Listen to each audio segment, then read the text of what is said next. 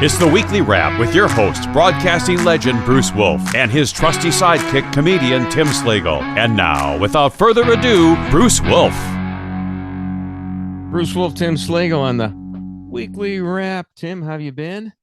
Doing okay. How about yourself? It's okay. I'm all right. Golf season is ending, so I don't know what to do with myself. You know, I watch golf on television. That's how bad it is. I mean, I put golf on with television when I want to sleep. Yeah, there's nothing better to sleep to.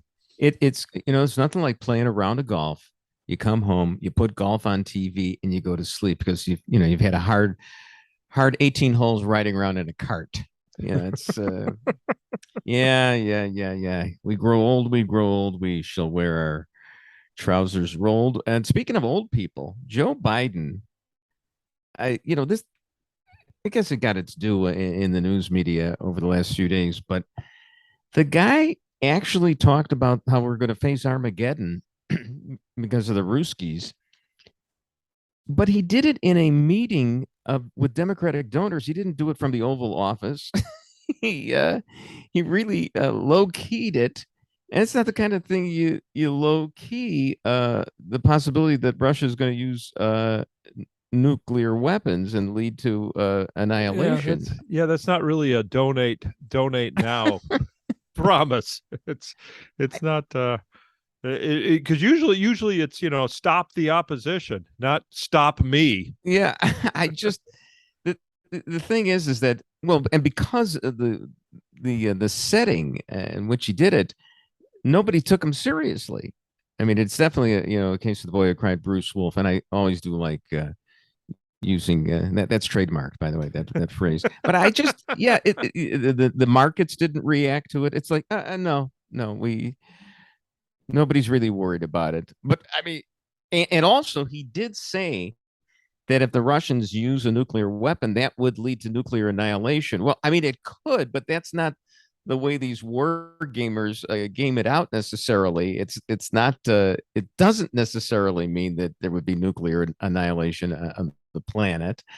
But I'm still of the mind that if the Ruskies use a nuclear weapon, it will lead to realization that the Ruskies have no nuclear weapons. Wouldn't it would be like Saddam Hussein with no nuclear weapons as well? Yeah, I think Saddam Hussein thought he had weapons of mass destruction. I think it's because to actually go to Saddam Hussein and say no, we don't, we haven't been able to make any since that's like a death penalty. So you lie to save yourself. Try to make Putin feel good. Yeah, we got these. No, actually, we gave them away for like a bushel of wheat about 35 years ago when perestroika and glasnost were the rage or something.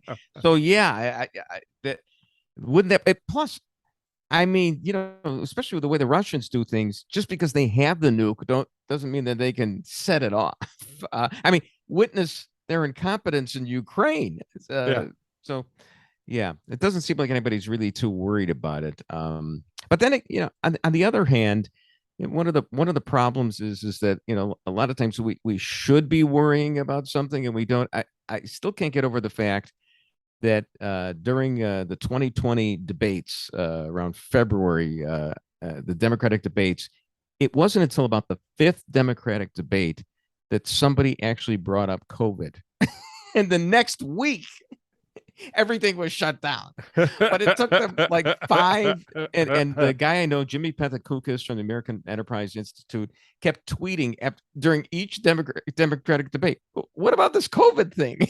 and they were oblivious to it. It reminds me of back in 2000 with Bush and Gore when they were debating. Now, what would turn out to be the thing that defined Bush's presidency was Al-Qaeda. I don't remember Al-Qaeda being mentioned. It might have been in the Bush-Gore debates, but the whole thing about Bush and Gore were Social Security lockboxes, which that was the whole deal. And George Bush was going to reform Social Security, if you remember. It was the first time that anyone actually was ready to touch the third rail. Well, and of course, that was in the year 2000, and here we are 22 years later, and in 13 years, the thing is going to go belly up. And I don't know about you, but I'm getting an 8.7% increase on top of the 6% increase or whatever I just got. And because we are robbing the future generations, I plan on, just giving everything, including my life and limb and blood, to all my children and grandchildren, like now, because it's ridiculous. At some point you do have to pay for these things, but apparently you don't. I mean, we've been warning that Social Security was a Ponzi scheme for about 40 or 50 years, but nobody seems to ever really have the testicular fortitude to do something about it. Well, I think when we're going to really be in trouble, the ratio of payees to collectors, right, is rapidly going down. It's going to be one-on-one in a few years, where and I think at that point, they're not going to pay anymore. They're not going to pay anymore. They won't pay in anymore. I think that those generations, they'll get sick of all the cracks about participation trophies. They're like, oh yeah, well, you want to make fun of my avocado toast now, Grandpa? Yeah. One of the problems is our birth rate is low, so we're not replenishing the supply of those payors that we need to, and at some point you have to pay the piper, but we'll put it off for as long as possible. Meanwhile, apparently, I mean, you tell me, is this a quid pro quo? Joe Biden asked the Saudis not to cut production until after the midterms. I mean, it sounds like a Trump discussion with a Ukrainian president or something. Yeah. I'm old enough to remember when that was an impeachable offense. Yeah, no, that was an impeachable offense. Meantime, speaking of impeachable offenses, I guess the January 6th committee wants to subpoena, is going to subpoena Trump, and that's the whole thing the Democrats are running on, is the fear that let's see, did my technical workshop here. Just gonna do this.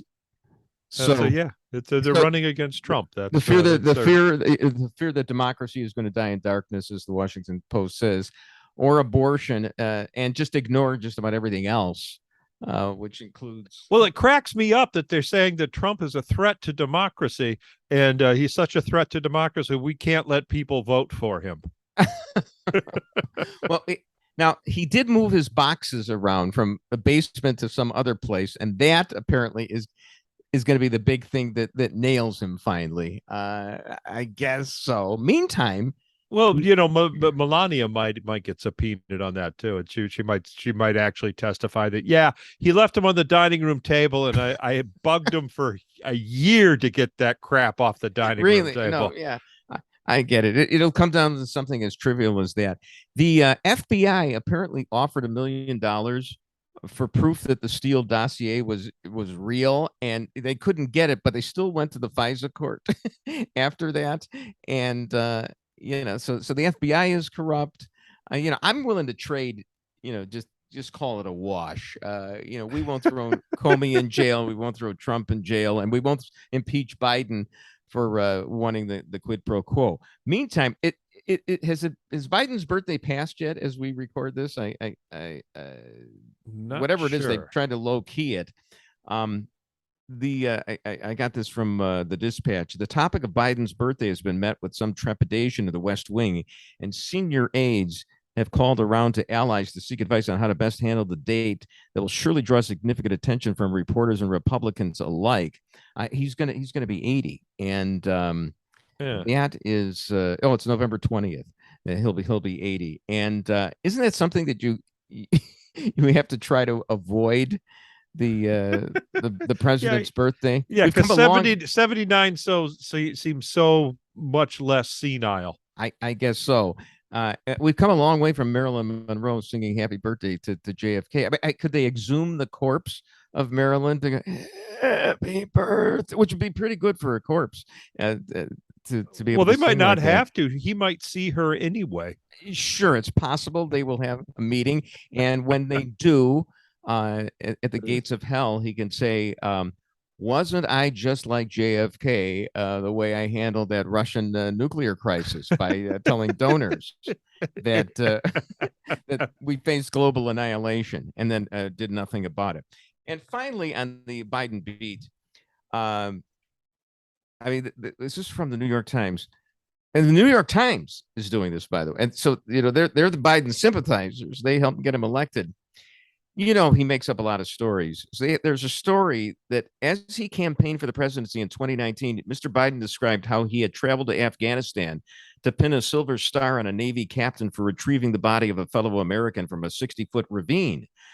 This is God's truth, Biden said, repeating a Not story. a joke. Not a joke. No. He had told this story many times. It's my word as a Biden. Would that be Hunter or Bo? Anyway, but as the Washington Post pointed out, it was an Army specialist, not a Navy captain, who had rescued his comrade. It was former President Obama, not Biden, who had awarded the soldier the Presidential Medal of Honor, not the Silver Star. And the ceremony took place at the White House, not in Afghanistan. So it reminds me of Marsha Richmond on Saturday Night Live's definition of the Holy Roman Empire. It was neither holy nor Roman nor an empire. Other than getting it, I mean, it's almost like Biden would say, Brian Williams, hold my beer. So he does all these kinds of things. He makes this stuff all the time, makes up stuff all the time. He's a pathological liar. And it's just, he's Uncle Joe. It's okay. I mean, he's a mean, vicious, lying sack of crap. Is there any other way to describe him? I guess. At least he stays off Twitter. Yeah. That's the saving grace right there. Bruce Wolf and Tim Slagle on the Weekly Wrap.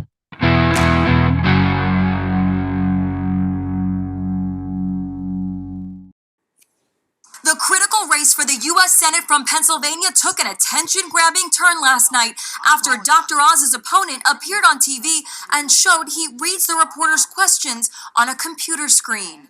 6'8" tattooed Lieutenant Governor John Fetterman suffered a near-fatal stroke 5 months ago and is still recovering. I'll hear someone speaking, but sometimes I'll be able to be precise on what exactly that they're saying. I use captioning. During the NBC interview for the first time, Fetterman was seen using transcription technology to read the questions. Can voters trust that you will be able to do this job on day one? Yeah, of course. Bruce Wolf and Tim Slagle on the wait, what is it? I got to read this off the prompter right now. Oh, weekly wrap. Excuse me. Yeah, I could do this show. I mean, that's so you look sad. good in Carhartt, Bruce. That's so sad. I think Teddy Kennedy gave a better answer to Roger Mudd in 1980 on why he wanted to be the president. If you recall, that's the thing that knocked Teddy right out of the race. He couldn't give an answer. Simple question: why do you want to be the president?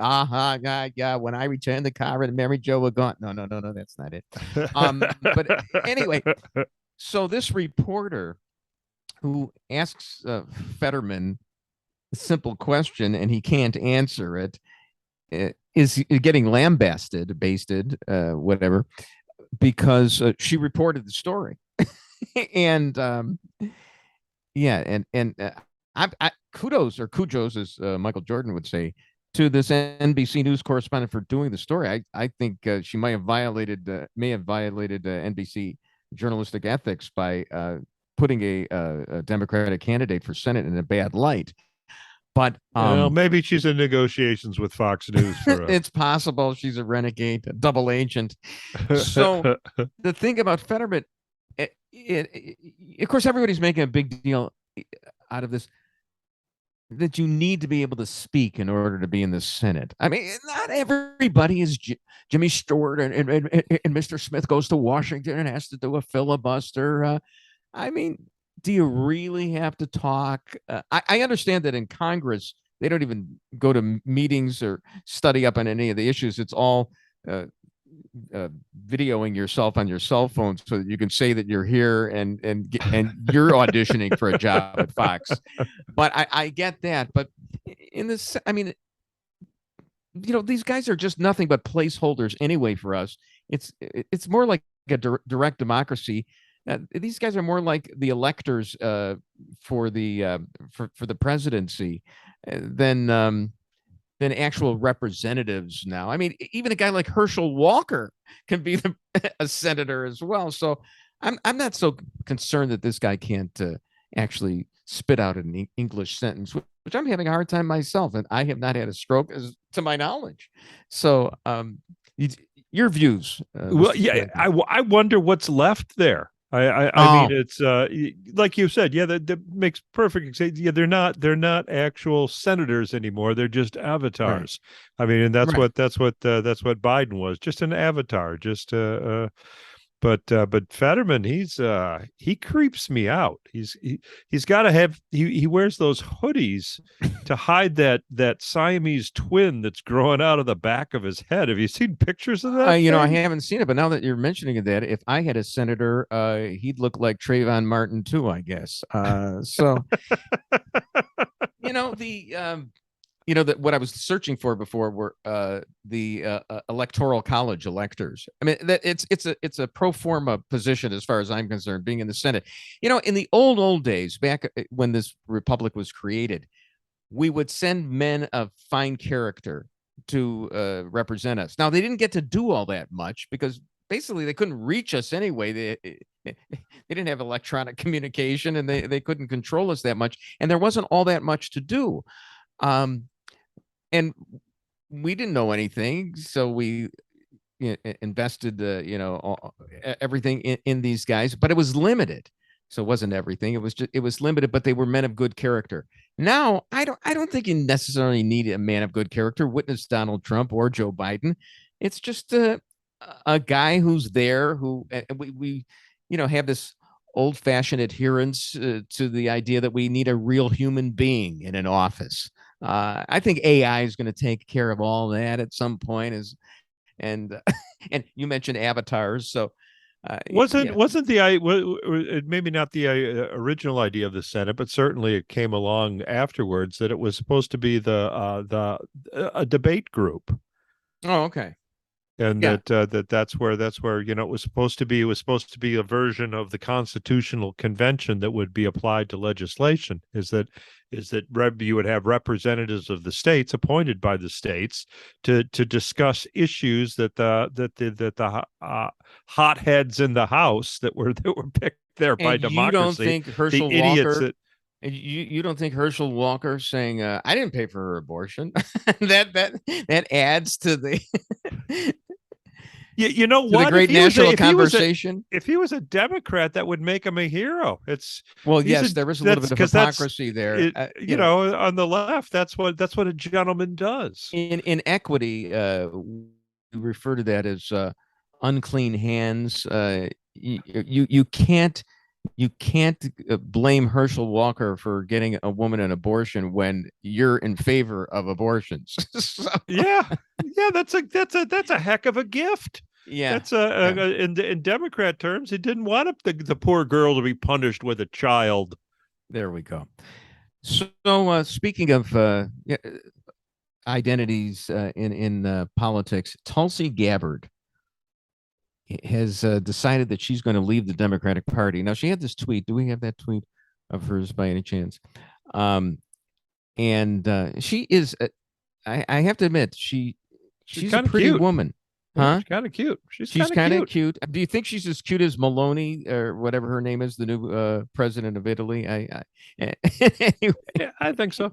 Anyway, she says she's no Kristi Noem, but okay, there you go. She says, I can no longer remain in today's Democratic Party that is now under the complete control of an elitist cabal of warmongers driven by cowardly wokeness who divide us by racializing every issue and stoke anti-white racism, actively work to undermine our God-given freedoms, blah, blah, blah. I don't have a problem with all of that. I actually agree with quite a bit of this. Yeah, and I'm no Democrat, but I mean, she's kind of defining warmongering down. Nobody has even argued for one troop in Ukraine. I mean, I remember in the old days in Vietnam, 50, 60,000 soldiers killed, which is actually way down from World War II and way down from the Civil War.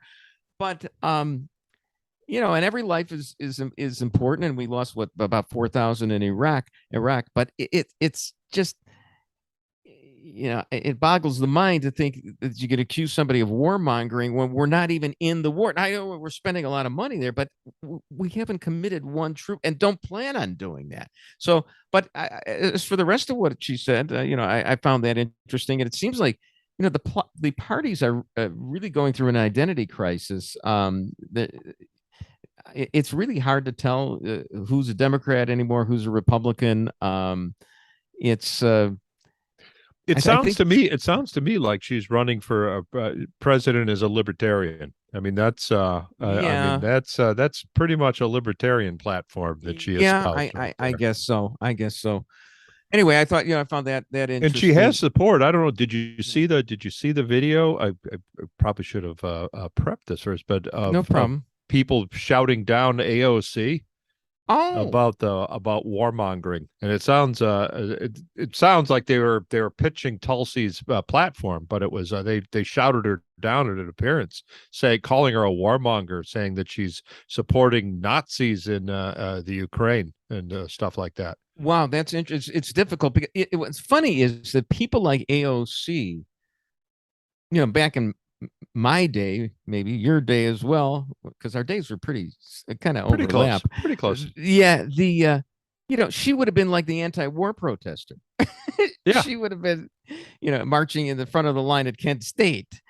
Sure. And now she's anti-corporate, and now now she's taking corporate money. She's right. all in favor of the war. She thinks the FBI is doing a marvelous job. she would have been against the military-industrial complex.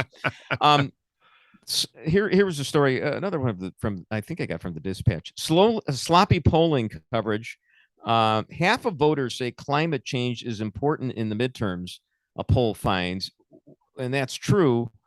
But an alternative headline they could have drafted from the exact same data: climate change ranked last in issues for voters this fall, after the economy, inflation, education, abortion, crime, and immigration. So, and apparently Carrie Lake is, speaking of hot young candidates, is actually managed to put on the take all the good stuff from Donald Trump, and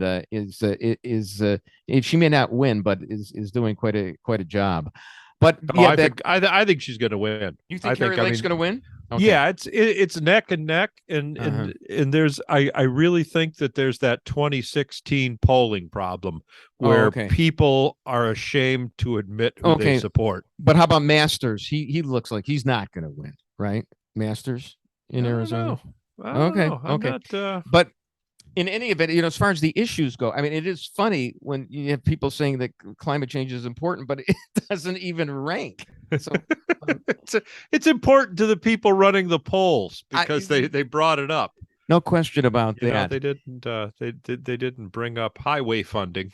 Yeah, again, and we talked about this in the first segment a little bit. It's all about abortion and the threats of democracy for the Democrats, and whistling past inflation and crime. I still think that the big issue in Illinois, I mean, if Bailey even had a chance, would not be so much crime, and I understand that, but it would just be the way Pritzker had this hysterical reaction to the pandemic and basically retarded the educational growth of the entire state of Illinois. Watch it. Exactly. Loaded word there. And on that, let's edit that out right now. Bruce Wolf and Tim Slagle on the Weekly Wrap.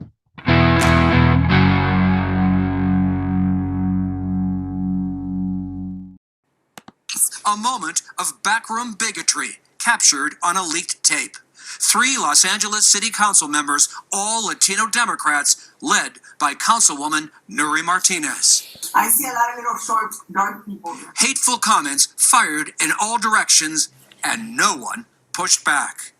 On these tapes, I have heard the worst of what Los Angeles is. Councilman Mike Bonin's young black son was a Martinez target. On tape in Spanish, she calls him a little monkey. Bruce Wolf, Tim Slagle on the Weekly Wrap. Reminds me a little bit when Howard Cosell was announcing a Washington Redskins. He shouldn't have even called them the Redskins. So, for that, he should rot and burn in hell. But it was a very fast runner for the Redskins, and he said, "Look at that little monkey go," and he had to apologize and say that he was at the forefront of the civil rights movement, and yeah, but he got into a little trouble. But that was innocent. This one, boy, that what? Of course, we're engaging a little Schadenfreude here because we love when the left eat their own. Admit it, right? Am I right about that, Tim? We're getting a absolutely kick out of this from the sidelines, enjoying the LA City Council. What I noticed is a lack of party identification when the story was reported on the news. Right, of course. Well, do you really have to identify anybody? I mean, they're all Democrats, right? So, are you telling me if she was a Republican that it wouldn't be sure. Republican Nuri Martinez said the city council, the lone Republican on the LA City Council? You know that. I'm surprised the story isn't Republicans pounce on remarks made by LA City Council. I get that. And, I mean, the problem is that there's only so much to go around in the victim pie. And, if you're getting some of it, it's a zero-sum game. If you're getting, because, they don't believe, in the animal spirits of capitalism and all that, and that the more wealth you create, even exponentially creates more, and all that garbage that we believe in. No, they believe that there's only so much there. It's static, and everybody's got to get an equal share. And the whole point is that everybody should be in bad straits, but equally, and that's much better than.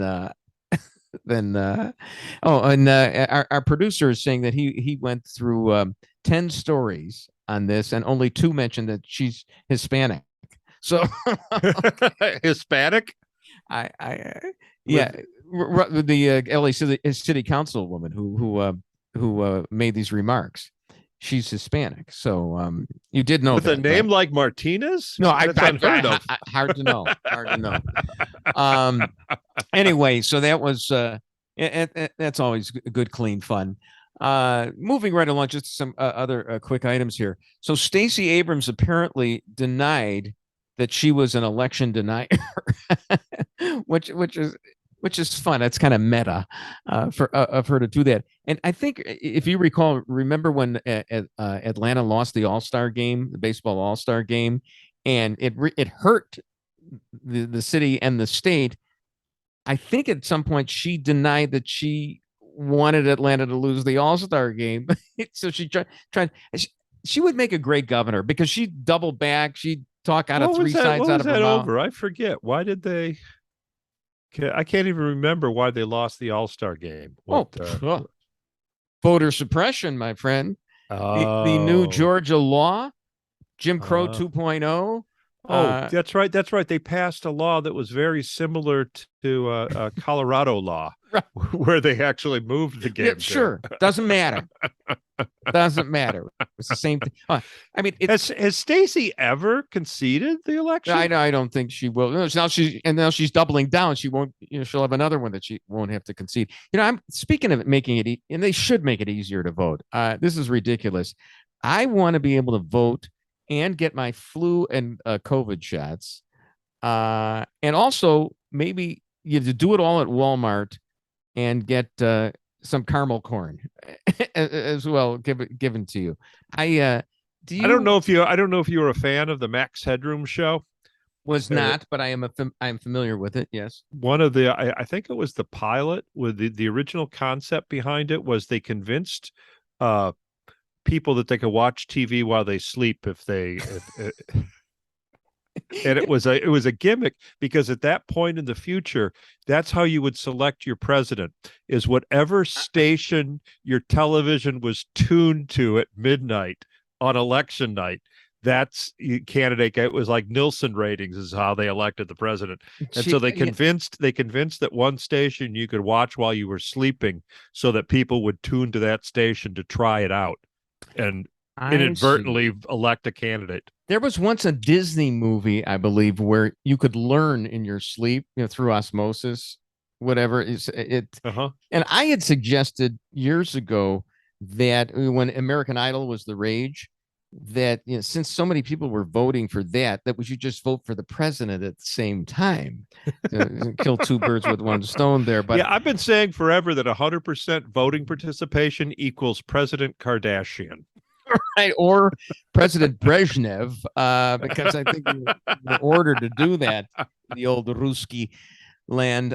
Then there's this ad, and I don't even know who Connie Kane is. Do you know who Connie Kane is? What she's running for? Is that like local? I can't remember. But it's there was an ad that said Connie Kane voted to end life-saving breast cancer screenings, and I think I could intuit what this was all about. She probably voted against funding for Planned Parenthood, right, which is an abortion mill, and also offers that which nobody goes to Planned Parenthood for. But yeah, so then she's against. I mean, I'm guessing at that, but I think it's a pretty good guess. Well, there was a scandal a couple of years back when people actually went to Planned Parenthood to try to get a mammogram. And, right. And they said, no, we don't do that. No, I mean, how many Lamborghinis can we buy by giving you mammograms? Come on. So the Tribune had a story that said that Dick Uihlein, the guy that I'd like to get some money from, by the way, but he's that magnate who funds through and full disclosure here, Dan Proft was my former radio mate, which is why I'll be even harder on him. but he funds money through Dan Proft, and the Tribune story said that apparently the Dan Proft PAC, or Uihlein himself, is upset with how Darren Bailey is running his campaign, and so that's why Uihlein is donating, like putting himself over the $50 million mark in a total sum for this campaign. But I'm just wondering, does this mean that Bailey is way behind? And if so, why throw record money down the drain? I mean, 50 million here, 50 million there. Pretty soon you're talking about real money. But the polls that I've seen, you tell me if you've seen anything else. WGN and the Emerson poll had Pritzker up by 15. There are one or two polls which I think are funded by Uihlein's PAC, which have shown Bailey closer. I don't know exactly what's accurate, but in this wave election year, which may have been tempered a little bit, I haven't heard anybody saying that Bailey has a chance. Have you? No. Okay. No. Yeah. All right. Maybe it's maybe he's maybe Uihlein's just mad at his kids. Maybe he just you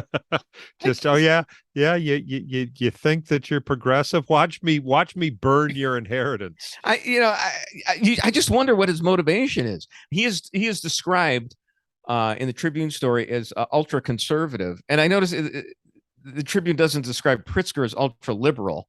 It also, the Tribune, Rick Pearson, he does this, and I have to chuckle at the whole thing. He always refers to Dan Proft as a Florida resident, which I guess is true, but it kind of makes Dan like an outside agitator coming into the state of Illinois to do this. And I'm wondering, since this is a super PAC, which means you can't even have any conversations with the candidate himself. So does that mean that Dan Proft not only can't coordinate with Bailey, but because he's a Florida resident, he can't even vote for him? I hope he gets. Do you think he gets some vigorish off these campaign contributions? I mean, he's working to get to get these this PAC money spent. I'm envious, totally envious. I wish I knew how to get money out of a guy like that. And some of the ads are really great. I mean, they're like driver's education movies that we saw. I mean, that one where that woman is, we've talked about this one before, the doorbell cam where she's attacked by the masked guys and on the street. You want to get an AR-15, everybody to be armed with an AR-15 to come out and shoot those guys. And there's another one where some guy is attacked on the L. But I'm just wondering, if there's some dispute between Dan Proft and Darren Bailey, and is it a kerfuffle or is it just a foo-for-raw? I ask you about that. But yeah, but I'm just wondering why Dan would still even be involved in Illinois politics if he lives in Florida. I mean, it's kind of like getting involved in the election of your old high school class president. He's always been a big Illinois guy, and it But wasn't. he doesn't live here anymore. Well, of course not, because he's getting big money, so he doesn't want to have to pay state tax on it. I guess that's what but then it's almost like you don't have standing anymore. And it's kind of like violates this conservative principle of subsidiarity, where we try to bring everything down to the most local level possible. And that means that local people are involved in doing it. But I'm just envious. I wish I could do it. I'm doing this remote from my house right now. And it's not in Florida. But anyway, more power to Dan and less power to Darren Bailey, apparently, because it doesn't look like he's got a shot. Bruce Wolf and Tim Slagle on the weekly wrap.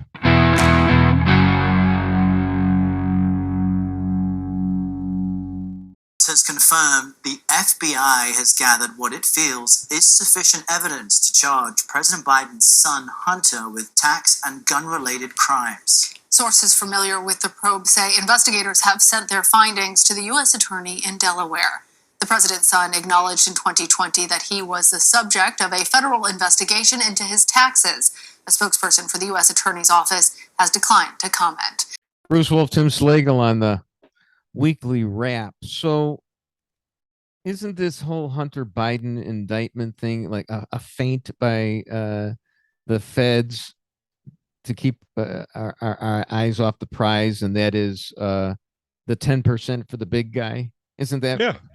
It's what it's all it's about. like, well, we investigated. The only credible thing was he lied on a gun report, and what's the other one? I don't know. Yeah, right. He had used drugs, so that's the gun report. I think I've mentioned this before. There was a moment in Better Call Saul where the Michael McKean character, who's a very, very smart attorney, doesn't want to leave any money to his ne'er-do-well brother Saul, or Jimmy McGill, and but what he does is he leaves him a little bit, like $5,000. That way, it can't be challenged in court that Michael McKean was, out of his mind, unsound mind and body, and so you give him a little. And that's what the feds seem to be doing right now. Hey, you can have this, the gun charge. You can have this, maybe something else, but we're not going to go after the big guy. That'll be dropped. It just, pay a fine. Right. It's no, Hunter. We can't accept Ukrainian dollars. That you're going to have to take those to a currency exchange before you pay the fine. Right. And Biden, of course, said, "I'm proud of my son." Look, do you believe anything? First I'm kind of proud of him too. I mean, sure. Look what he's been getting away with. Yeah, right. That's a pretty good streak. Not bad at all. I think Dad probably wrecked it by becoming president. That's what wrecked it all. I mean, too high a profile. Sure. Much easier, much better when he was just the Veep. No one was paying any attention to him. Yeah. The ASA announced the other day that it is confirmed that last month's double asteroid redirection test, DART is what it's called, mission, in which the agency crashed a spacecraft into an asteroid 7 million miles away, was a triumph, altering the asteroid's orbit by more than 25 times the amount NASA officials had previously defined as the minimum threshold for success. And of course, if this ever happens in the future, we could avoid the Earth being destroyed by an asteroid. All I'm thinking is the dinosaurs have got to be saying, "Where were you 3 billion years ago? Come on." Yeah, but for all we know, 4 million light years from now, on a planet far, far away, the dinosaurs there. We'll see maybe a streak in the sky with a NASA thing attached to it. Sure. Yeah, I see where you're going. So I always bring up this question. Every few podcasts or so, I ask, whither the women in Afghanistan? And I actually saw an article on it, which said all the progress that they've made in the last 20 years has been erased in 13 months. And they aren't being allowed to go back to high school. They've been told that they should wear hijabs, although it's suggested that they will wear the full-length burqa.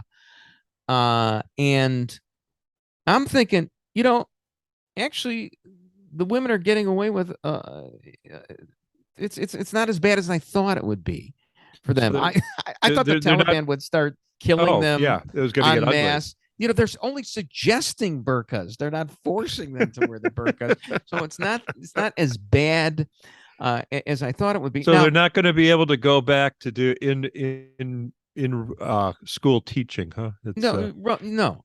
But they obviously got a teachers union in Afghanistan too. What I love is the selective outrage of people who supposedly care about the planet. The Democrats.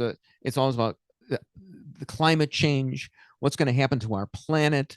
When I was in the Reform Synagogue service for the Jewish holidays recently, they said a prayer for our planet. I was ready to gag on that one, but I mean, we care about our planet, but not so much about some of the planetarians, like the Afghanistan women. I mean, boy, oh boy, people care about whether a woman has a right in this country to abort a baby, but where's the concern about those women in Afghanistan? I don't see anybody marching about it. And even like somebody like AOC, who's the warmonger over Ukraine. Granted, we spent about $1 trillion in Afghanistan, but what's a few billion more? I just have a hard time understanding the selective outrage. Well, yeah, it's right now in Iran, you've got women that are being killed for refusing to wear the hijab, right? And why isn't she talking about that? Oh yeah, that's probably because her buddy goes, oh no, you should always keep your head covered. Also, her buddy Omar. Yeah, right. And here's a problem with that. I mean, they've got the blackout. They're trying to black it all the news out in Iran. But what's our response to that? We want to resurrect the talks to give them nukes. So that's the way we handle things. I don't really quite get it. But obviously Biden is playing eight dimensional chess. This is something that I would care about. I don't think you would care about it that much. But Cumulus is the radio outfit that I used to work for, WLS here, and they own stations nationwide, and pretty much friend of mine calls them cumulus. Exactly. It's an inside radio there you joke. Go. Yes, cum being a term of art in broadcasting, meaning the cumulative number of people who listen per week on the station. And no, that's very good. No, I had some Schadenfreude. When I got dumped by Cumulus from WLS, almost 8 years ago now. The guy who dumped me, he and his brother ran the company. I mean, within weeks, the board ousted them, so they were gone. I mean, it's better than cold comfort if it's something. But anyway, apparently in San Francisco, there's this station KGO, which was a talk station, political talk station, news talk station for decades, 50,000 water. And I think right in the middle of somebody's broadcast, I mean, they didn't even wait. Right in the middle of a broadcast, they pulled the plug on it and said that they're going to sports gambling programming. All right, so it's like Bedford Falls in It's a Wonderful Life had George Bailey not been there. It's going to be a den of iniquity. So how did that actually work? So that they say, oh, we'll be right back after this, and then someone came on and said, no, you won't. I read this before. I don't know exactly how it. I just know that they pulled the plug on a show right in the middle. I don't know that they pivoted right to the new format. Look, unlike I remember when Larry Lujak, who was an icon in Chicago, his last day on I believe WCFL, he signed off. They were getting rid of the rock and roll format. And they just played the sound of the ocean for like 48 hours before they moved to a beautiful music format on the station. Ultimately, I would work on that station and change the call letters and became a sports talk station. That they would just did they have programming ready? I mean it's who are those two guys in the booth over there? I've never seen them wearing the sports jerseys. I've never seen them here in the studio before. Apparently the thing that's going to save if AM radio was going to be saved is going to be sports gambling. I mean, I understand, for example, like when the NCAA tournament was being played, you're not allowed to have gambling ads on the sacrosanct NCAA basketball tournament, where they have these slaves playing for them for free for Duke University and other schools. But, God forbid you have any gambling advertising on the broadcast themselves. But they had gambling advertising right up to the broadcast, probably right after it as well. So that's the thing. And if you ever tune into like the Score 670, the Score, where I actually feel not that sorry for some of these sports talk show hosts who are really purists. They love sports and they love strategy. They love the ins and outs of the game, but they're being muddied up by all this gambling talk, which it's fine. Mike North, friend of the show here, is an expert on that stuff. To me, life is too much a gamble. I don't need to gamble on sports events. I mean, fantasy football is my portfolio is already exposed to about as much risk as I can muster. So our producer's putting this up here. The Cincinnati Reds are adding Great American Ballpark Sportsbook for 2023. Oh my goodness! Because nobody cares about the Cincinnati Reds. I think one of the worst teams in baseball right now. Remind me, why isn't Pete Rose in the Hall of Fame? He should be forgiven. He was actually a pioneer. He was doing sports book in the Red Stadium before it was legal. What the pioneers are always the one who takes the arrows from the natives, and then the settlers come in and make a lot of money. So I feel bad for Pete Rose, and let's have him in the Hall of Fame. And on that note, Bruce Wolf and Tim Slagle for the weekly wrap. And that's the weekly wrap on radio and television. Follow Bruce at Bruce Wolf Shy on Twitter and Tim at timslagle.com. The weekly wrap with Bruce Wolf, a CP Pods production. Copyright 2022.